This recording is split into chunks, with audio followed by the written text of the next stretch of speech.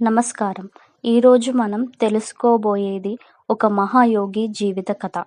బయటకు చూస్తే సాధారణ గృహస్థుడు, కానీ అంతరంలో అపారమైన ఆధ్యాత్మిక శక్తిని కలిగిన మహానుభావుడు. ఆయనే లహిరి మహాశయ. హిమాలయాలలో జరిగిన ఒక దివ్య సంఘటన ఆయన జీవితాన్ని పూర్తిగా మార్చేసింది. ఆ సంఘటన తర్వాత ఆయన వేలాది మందికి క్రియాయోగ మార్గాన్ని చూపించారు. అయితే లహిరి మహర్షి ఎలా జ్ఞానోదయం పొందారు? ఆ దివ్య రహస్యం ఏమిటి? ఆ మహా అద్భుతమైన కథను ఈ వీడియోలో తెలుసుకుందాం.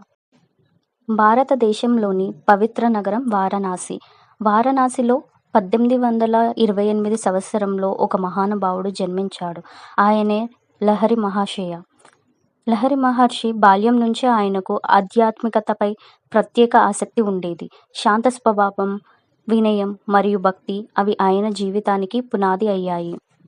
కాలక్రమంలో లహిరి మహర్షి ఒక సాధారణ గృహస్థుడిగా జీవించారు. బ్రిటిష్ ప్రభుత్వంలో అకౌంటెంట్గా పనిచేస్తూ తన కుటుంబ బాధ్యతలను నెరవేర్చేవారు.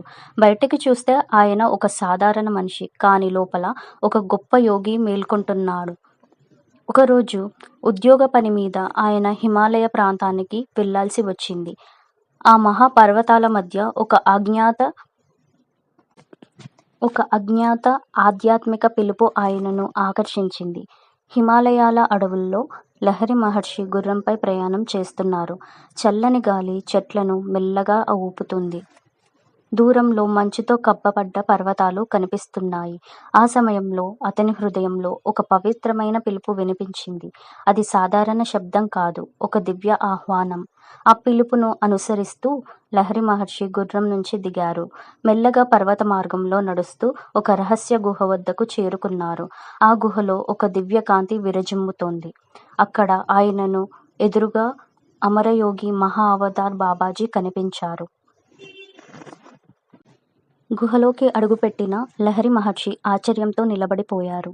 ఆ దివ్యకాంతి మధ్యలో నిలబడి ఉన్నారు అమరయోగి మహా అవతార్ బాబాజీ. బాబాజీ ప్రేమతో లహిరి మహర్షిని చూశారు. ఆ చూపులో కరుణ, జ్ఞానం మరియు దివ్యశక్తి నిండి ఉంది. బాబాజీ మెల్లగా ముందుకు వచ్చి లహిరి మహర్షి నుదుటిపై తన చేతిని ఉంచారు. ఆ క్షణంలో ఒక అపారమైన ఆధ్యాత్మిక శక్తి అతని అంతరంగంలో ప్రవహించింది. అది క్రియాయోగం అని పవిత్ర యోగ సాధన. ఆ సాధన ద్వారా మనిషి తన అంతరంలో ఉన్న దివ్యత్వాన్ని తెలుసుకుంటాడు. ఆ దీక్ష తర్వాత లహిరి మహర్షి లోతైన ధ్యానంలో మునిగిపోయారు. అతని చైతన్యం శరీర పరిమితులను దాటి అనంత విశ్వంతో ఏకమైంది. ఆ క్షణంలో ఆయనకు పరమసత్యం ప్రత్యక్షమైంది.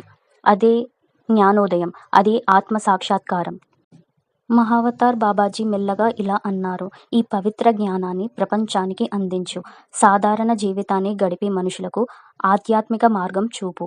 లహిరి మహర్షి వినమ్రంగా నమస్కరించారు. తర్వాత లహిరి మహర్షి తన స్వస్థలమైన వారణాసికి తిరిగి వచ్చారు. బయటకు చూస్తే ఆయన ఒక సాధారణమైన గృహస్థుడు, కానీ లోపల ఒక జ్ఞానోదయుడైన మహాయోగి దాగి ఉన్నారు. ఆ రోజు నుండి ఆయన వేలాది మందికి క్రియాయోగ మార్గాన్ని బోధించారు. ఒకరోజు ఒక నిశ్శబ్దమైన అర్ధరాత్రి వారణాసిలోని చిన్న ఇంట్లో అందరూ నిద్రలో మునిగిపోయారు. అప్పుడు లహిరి మహాశయ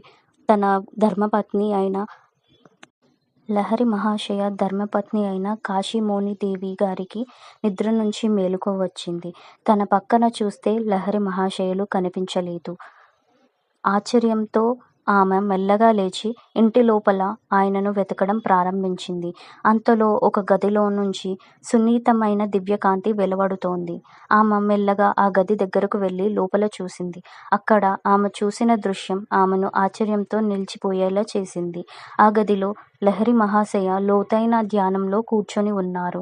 ఆయన శరీరం నేలపై నుండి మెల్లగా పైకి లేచింది. ఆయన చుట్టూ స్వర్ణకాంతి విరజిమ్ముతోంది. ఆ దివ్యకాంతి మధ్యలో దేవతలు, ఋషులు ఆయన చుట్టూ నిలబడి భక్తితో వింటున్నారు. అవి సాధారణ మనుషులు కాదు, దివ్యలోకాల నుంచి వచ్చిన దేవతలు. లహిరి మహాశయులు మౌనంగా యోగ జ్ఞానాన్ని దేవతలకు బోధిస్తున్నారు. ఆ దృశ్యం చూసి ఆమె కళ్ళల్లో ఆశ్చర్యం, భక్తి, ఆనందం అన్నీ కలిసిపోయాయి. అప్పుడు మెల్లగా దేవతలు కాంతిగా మారి ఆకాశంలో కలిసిపోయారు. లహిరి మహర్షి కూడా మెల్లగా కిందకు దిగి నేలపై కూర్చున్నారు. గదిలో మళ్ళీ నిశ్శబ్దం ఏర్పడింది. కానీ ఆ రాత్రి ఆమె హృదయంలో ఒక నిజం స్పష్టమయింది. తన భర్త సాధారణ మనిషి కాదు, ఒక మహాయోగి అని తెలుసుకుంది.